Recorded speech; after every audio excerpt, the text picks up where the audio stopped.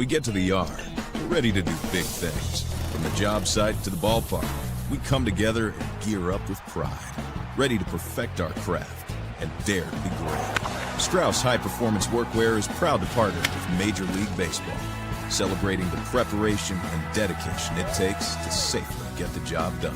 Because whether you're on the field or in the field, your gear is a source of pride. Strauss and Major League Baseball.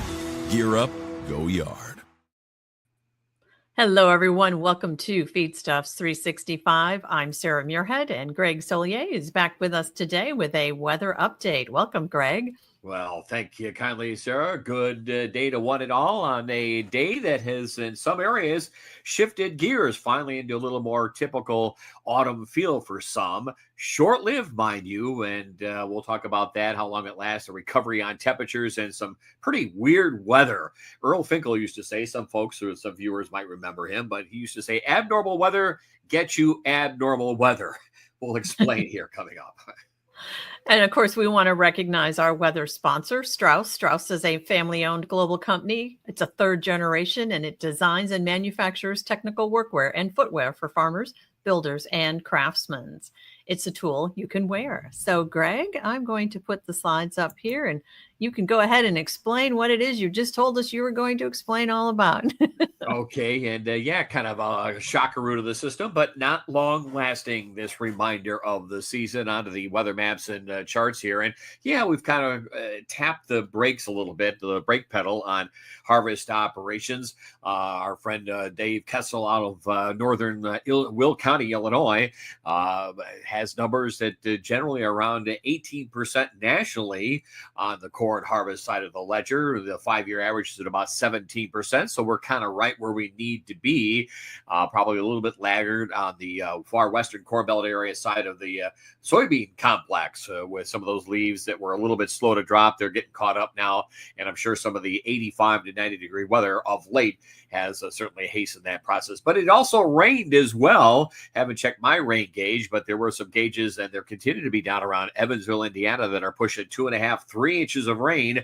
Most everyone else got enough to kind of settle the dust, if you will. There were some folks around Indianapolis and vicinity that had some 1 to 2 inch rainfall totals as well. So some more than others, but at least it did rain, if you forgot what that was, and just barely enough in some areas to kind of scour out the dust, the leaves, and the spider webs out of the rain gauges. And we're moving into, and we'll move into, another extended spell of outdoor work opportunities going forward with fall harvest or winter wheat planting across parts of the Plain States areas. And this weird weather once again involves the tropics, both on the Atlantic and on the Pacific side. But there's a look at Tuesday afternoon to Tuesday night. The rain's continuing to make their way into some pretty respectable coverages and amounts into the Ohio Valley, I think, as the day wears on, up into southern Ohio as well. The south end of that, or at least southeastern end of that Corn Belt, we'll see some significant rainfall. Too late to matter, but it's this time of the year you want to get those subsoils starting to recharge. And of course, that is an area of the Midwest, southern Midwest, where there's some winter wheat still to be planted and or beginning to emerge. By tomorrow morning, the rain is in the eastern states, and it's another drought-ridden weather pattern for folks through Maine, Vermont, New Hampshire, and so it goes. Although there are some indications of a sizable rain event rolling up the eastern seaboard, a nor'easter, both tropical and extratropical or subtropical. Things are going to get pretty messed up out there, meteorology speaking, in the southeastern part of the country and the southwestern Atlantic. But it's cool, high pressure, and yes, you'll be scraping a little frost off the windshield, not to be of any concern. It will not impact the yields. We're well removed and out of that worrisome note. Southeast to south winds will begin to pick up across the northern and central plains, and we had some of this in Ford County, Illinois over the weekend. Some fires that broke out with that dry, at least tender vegetation, hot engine equipment, low afternoon humidity, warm temperatures. That same process will repeat itself west of the Missouri and the Red River beginning tomorrow afternoon. So keep an eye on fire potential with any at least outdoor work and hotter equipment in mind into the northern and central plains. The wet weather continues down through Florida, the southwestern states as well. The Pacific Northwest is going to be right up out of the southern and eastern plains and Corn Belt that will see this high pressure remain in position, and probably another frost expected for the northern Great Lakes, maybe even north central interior lower Michigan not to be impacted at all with ag and row crop fields in mind as we come on through Thursday morning. And there it is. So cool mornings, nice recovery by day. Temperatures are worse than seasonal normals across the Midwest of the Plain States areas. Matter of fact, they'll begin to recover back above average west of the Missouri both tomorrow afternoon and more so Thursday afternoon, with again 2 areas of wet weather, really 3, the southeastern states down through Florida, the Southwest, Pacific Northwest, and if you can look way southwest where some of that titling and legend stuff is, you can see a circulation. That is the combination of hurricane and or tropical storm Octave and Priscilla. Those systems are going to once again move into Baja and throw a significant rainfall and heavy rainfall potential into Southern California, the southwestern states. At the same time, we'll take a look at this on the longer range weather maps and charts, generate a pretty sizable wet weather and snow-oriented weather pattern. Heads up livestock operations for some falling snow levels along the Divide Country, the high plains areas of the central high plains and points westward moving forward over the weekend, early next week. It is October. This stuff goes on, and so be ready for that. Maybe a little more chill stress. The next couple of days, we'll be looking at moisture centered in New Mexico, widening out of the Ohio Valley at an inch or 2 there, and the same for the Northeast in New England and Central and South Florida, when they've done a fine job at eradicating dryness and drought down there. A little moisture in the Pacific Northwest, and once you get north and west of the old Board of Trade, nothing going on in the moisture department in the short term, medium range, and probably longer range going forward. We'll take a look at that coming up here in just a few minutes. Maybe a couple of stronger storms noted into parts of New Mexico. Otherwise, garden variety stuff. No widespread severe weather is expected. Now the tropics, and again, people come up to me and ask why we talk about it, because it has a direct influence, especially this time of the year, on the steering currents and the movement of weather systems across the middle part of the country, both in the Atlantic and then when you get the Pacific into play. And again, we've talked about this time and time before. Folks at NOAA, the National Weather Service, say their data suggests we're not convinced that El Nino is over with. We're into this neutral state atmosphere, and here we go, pedal to the metal into La Nina when we've got 2, maybe 3 systems in the Pacific, and you don't get that in an El Nino setup.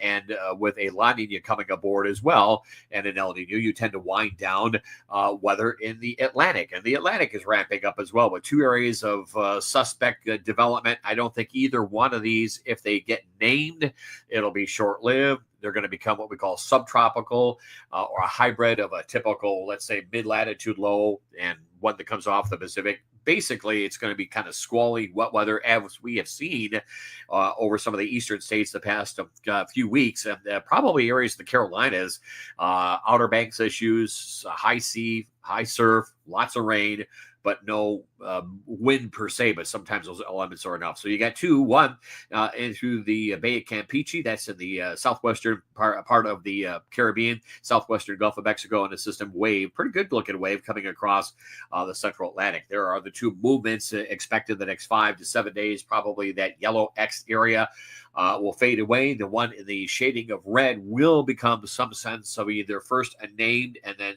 subtropical system as it comes in contact with wind shear and systems up aloft. There's Octave and Priscilla, and a third, if even a 4th system that will impact just a draw of moisture northward.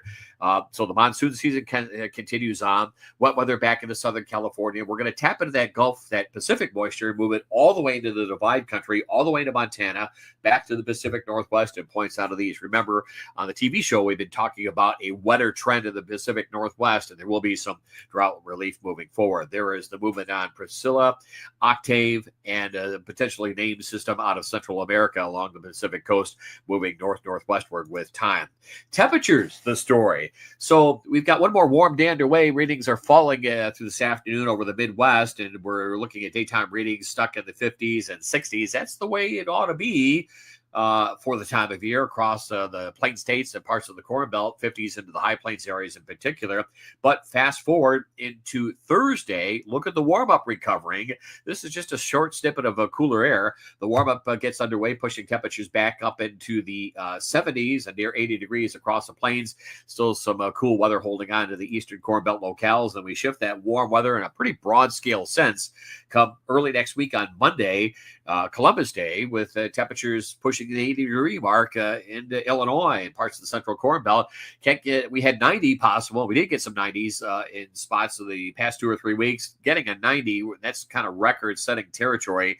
But 80 is still very much achievable this time of the year, and we'll see just that. And that will be coupled again with low afternoon humidity. The grounds are going to be a little bit wet coming off recent rains, but good moisture reduction, dry down to evaporative losses. With combines, they'll be idled maybe for a day or two in the eastern Corn Belt, and then we'll be back at it. Some frost down to a place called maybe the Kickapoo Valley, the Wisconsin Dells areas from Madison on northward, some mid-30s there. A few upper 30s can't be ruled out tomorrow morning, like the Wabash Valley of Illinois and Indiana. The next couple of mornings, the usual local spots there. And we'll see maybe a little frost into parts of Michigan, maybe into the Maumee Valley of northwest Ohio, of no concern moving forward by Thursday morning.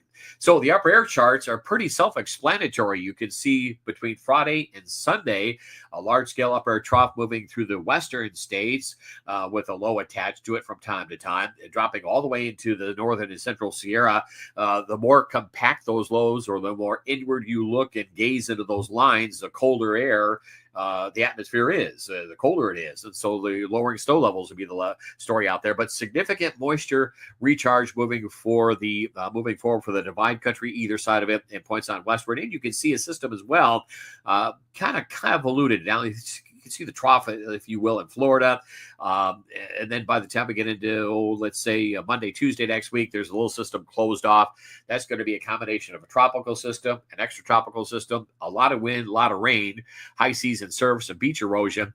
Outer Banks of North Carolina will get hit pretty good with both those elements. But in between, it's the H that you see down there through Texas and building northward. There's another extension of the warm, high-pressure ridging that we get sometimes in summertime and rarely in autumn, but we're getting it. And once again, it's a squeeze play between tropics on one side of the country, middle part of the country, you build up high pressure and a pretty stagnant weather pattern. And that's the story going forward between Saturday, Sunday, Monday. Recovery on temperatures, low afternoon humidity. There's a weak front, but it has no upper support, no moisture to work with, and really no temperature drop off behind it either between Monday and Tuesday of next week. Any hazards? Again, we talked about the patchy frost, which is not unusual for about the 7th to the 14th of October, northern and central Great Lakes regions.